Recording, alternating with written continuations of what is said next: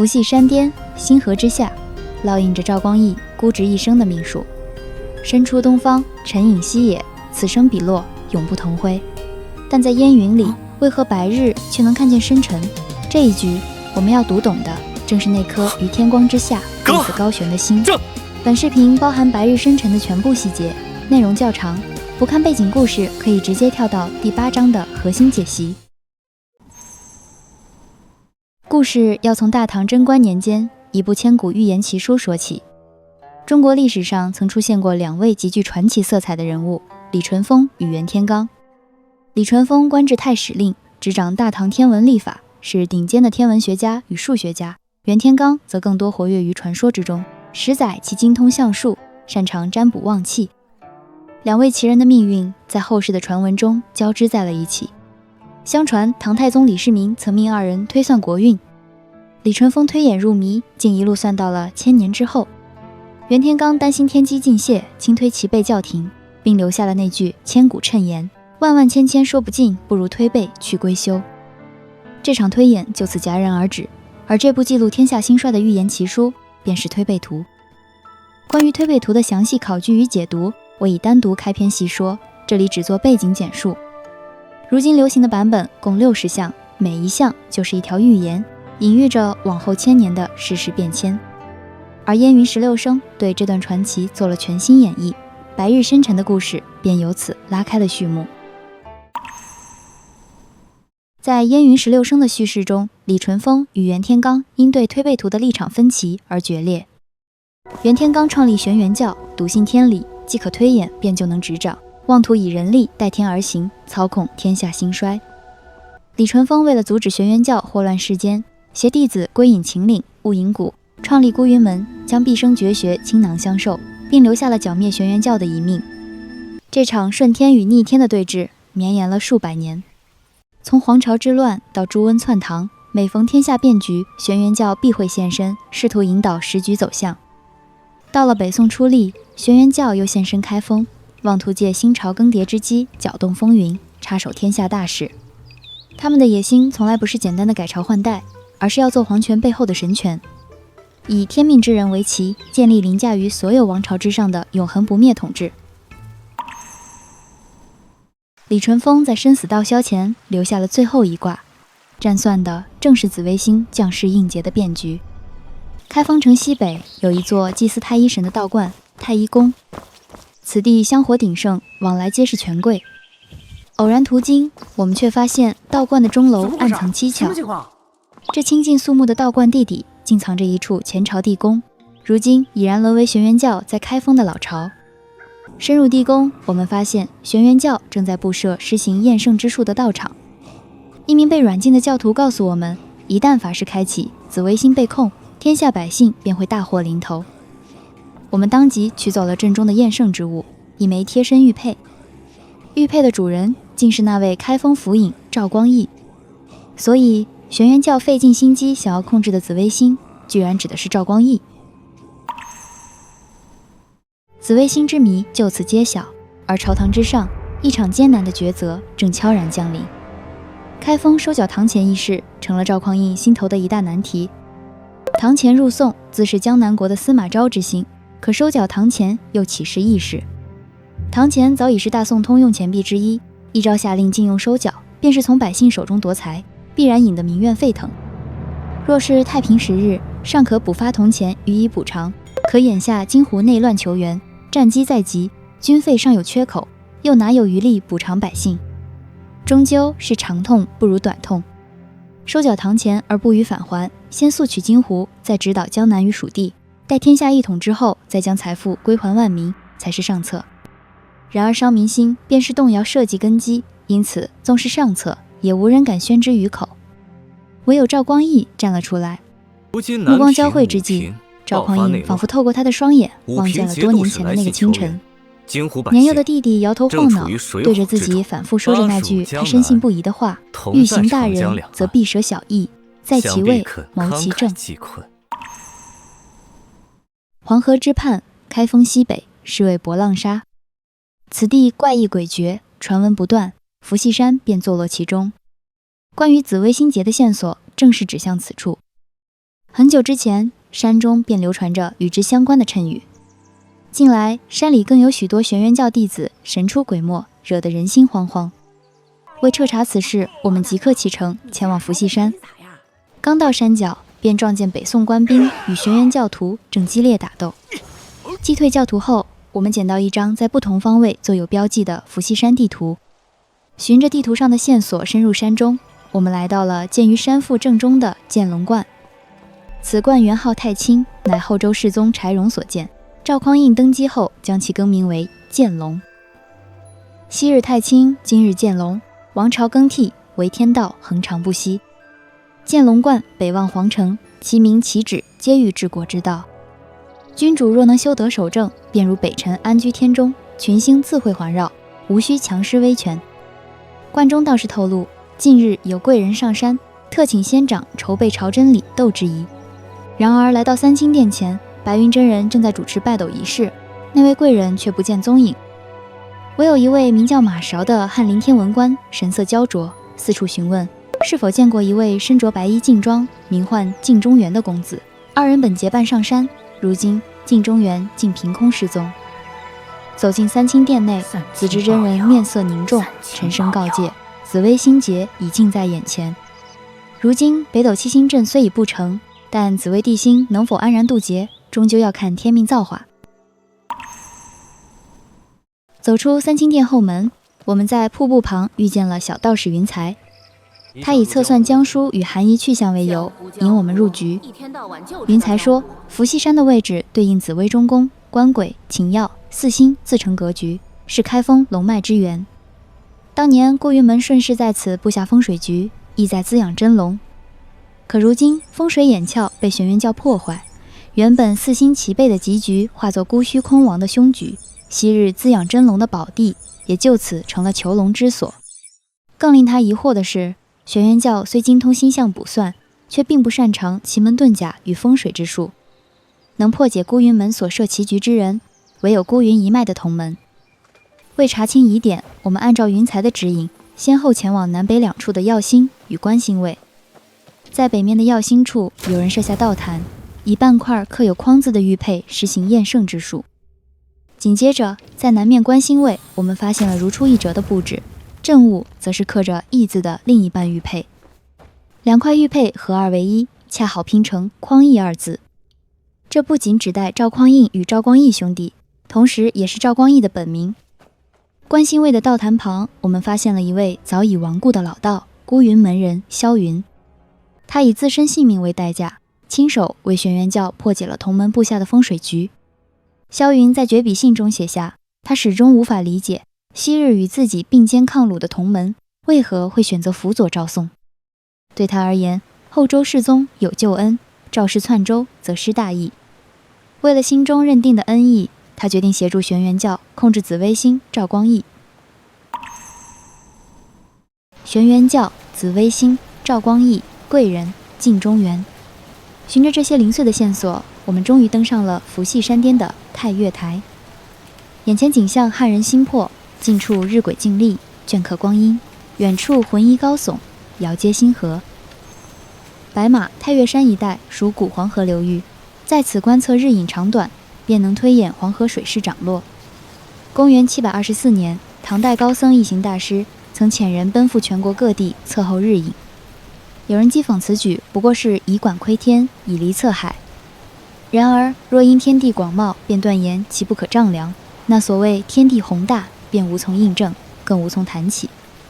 凡人以有限之軀，能否探尋無限宇宙？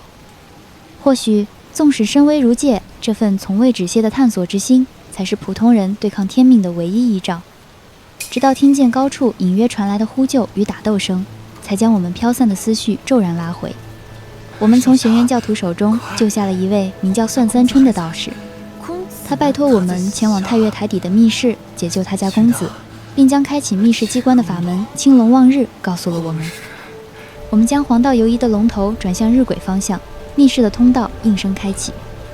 抵達地下1層，映入眼簾的是一位已然作畫的孤雲弟子，遺體旁放着一張古舊的先天八卦圖與一封絕筆信。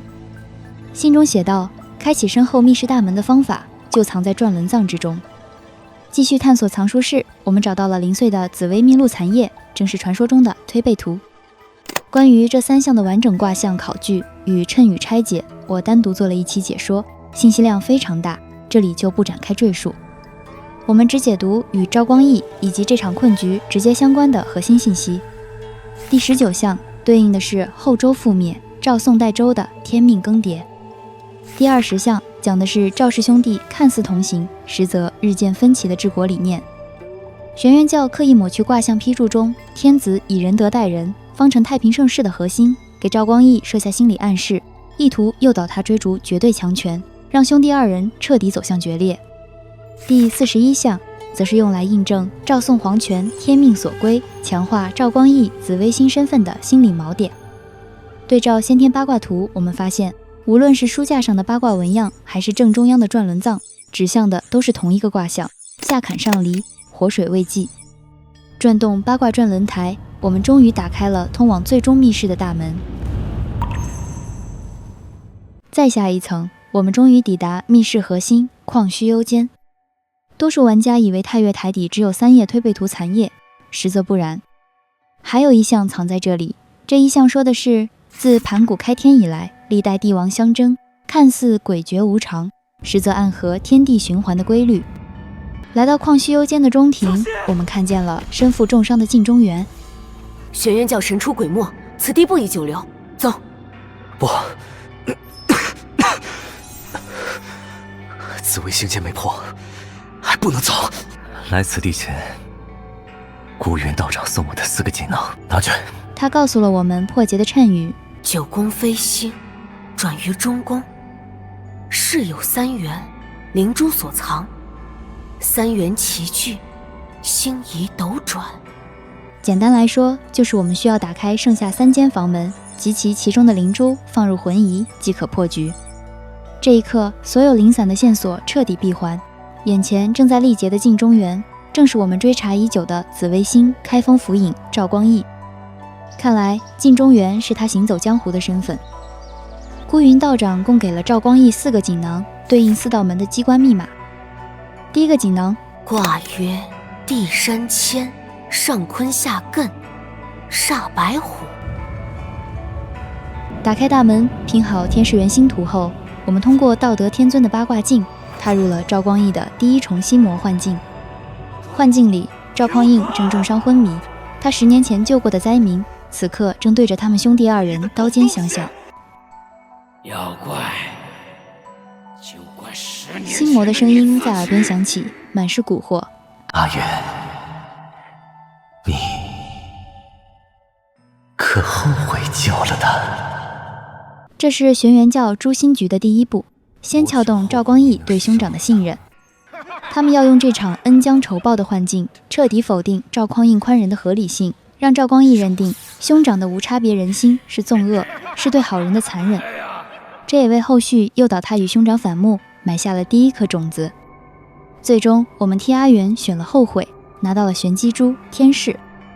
第2個錦囊，天水送，上乾下坎，玄武藏。打開第2道大門，拼好太微元星圖後，我們踏入了第2重心魔幻境。幻境回到了10年前的起點，幾名災民搶奪兄弟倆的乾糧，被趙大哥制服後跪地求饒，說自己是為了救家中老母才走投無路。趙大哥心善，不僅放了他們，還把僅剩的乾糧都給了他們，拿去救母。年少的趙光義站在一旁，滿臉不解。在他看來，若非哥哥身手高強，換作普通人，早已死在這些人手裡。對惡人的寬容，就是對好人的殘忍。此時，心魔再次發問，字字誅心：替好人持刀的惡人，和勸惡人放下屠刀的好人，是你要做哪一個？這是玄元教誅心局的第2步，給趙光義心中的惡一個正當的理由。他們要把執刀殺人包裝成替天行道，把除惡務盡定義成唯一正確的路，讓他心安理得地接納惡人的身份，為了最終的反目鋪墊好所謂的正當性。而趙光義一直以來的糾結也正在於此，他活在兄長的好人光環裡，始終在追問自己，做了這些髒事，擔了這些罵名的自己，到底是好人還是壞人？我們替阿元選了做惡人，拿到了玄機珠太微。這裡的惡人不是要做濫殺無辜的魔頭，而是他第一次接納了自己執刀人的身份。他承認自己成不了兄長那樣人人稱頌的人主，願意做那個藏在暗處替好人斬出豺狼的人。他不再糾結世人如何看我，只篤定我必須做什麼。直到這時，我們才徹底看清，這所謂的心魔從頭到尾都是玄元教布下的殺局，每一步都在動搖趙光義的心智，把他往深淵裡推。轩辕教真不讓人失望。第三個錦囊，山则损，上艮下兑，乱朱雀。打開第3道門，拼好紫微垣星图後，来到了第3重心魔幻境。幻境裡，神志不清的趙光義在心魔的誘導下，親手斩殺了所有被兄長放走的灾民。你看，心魔還在不斷扭曲事實，給他灌輸執念。沒那麼難。兄長，法不容情。獵人手中的刀不殺豺狼，羊群該怎麼活？縱虎歸山豈是慈悲？明明是偽善。連續惡徒便是操刀殺人，除惡務盡，才可一匡天下。紫微星，說到最後，玄元教終於露出了最終獠牙。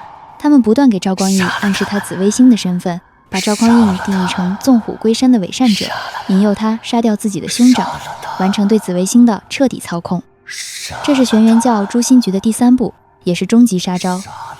前2步，他們已經讓他懷疑兄長接納了惡人的身份，這一步就是要讓他徹底滑向深淵，讓他相信殺兄是救天下的唯一途徑。我們替阿元選了保護大哥，拿到了第3顆玄機珠紫微。當我們準備回到中庭，將靈珠交給鏡中元時，才發現整個曠虛幽間已然徹底化作了無邊的心魔幻境。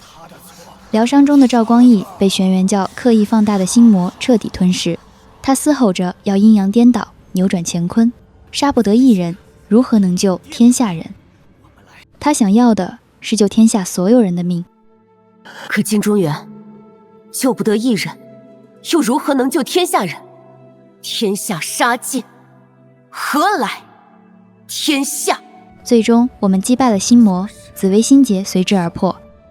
趙光義恢復清醒後，終是有所領悟，所謂是非善惡，從來只在一念之間。他的心魔並不是玄元教強加給他的外物，不過是他一直藏在心底不敢直面的另一個自己。一念嫉妒眾生，一念萬劫不復。他接納了自己的惡，卻沒有丟掉自己的善。他願意做執刀的惡人，卻不會讓刀落向自己要守護的人。他終於明白，為何孤雲前輩會說紫微星結應的是世道之劫。紫微星結塵埃落定，我們才終於讀懂了這一局白日生辰的真正含義。為何白日能見生辰？所謂白日生辰，既是趙光義與趙匡胤此生彼落的人生，也是他在2種抉擇之間反覆撕裂、中南2全的結束。他們從來不是對立與割裂，而是同守一片天的2種宿命。世人羨他是受寵的官家胞弟，權傾朝野的開封府尹，道他如衛子一般占盡人間好物華，卻少有人能懂他心中那份望而不及的自由。或許他化名鏡中元，行走江湖，不過是想象自由的飛鳥，一如那清白冷淡的玉樓春一般，短暫逃離朝堂與身份的束縛。可他也終究明白，身在濁世，立於權力漩渦之中，從來就沒有真正的成名可守。無論是朝堂之上的趙光義，還是江湖之遠的鏡中元，只要他還要護住兄長，守住天下蒼生，他就必須執刀而行，直到心魔局破，他才終於與自己和解。仁義與殺伐從來不是非此即彼，執刀者未必為惡，隱於暗處者亦未必不懷天光，就如同他的名字一樣。此局之後，他不再為心結所縛，也不再割裂朝堂與江湖的2個自己，他只是坦然承認，若這天下必須有人做出殘酷的選擇，那麼那個人可以是他。盛夏晨星昭昭，以人心定萬民；隆冬身心默默，以孤勇護山河。他們永不同輝，卻始終同守一片天。我是阮阮，專注深度梳理燕雲劇情故事，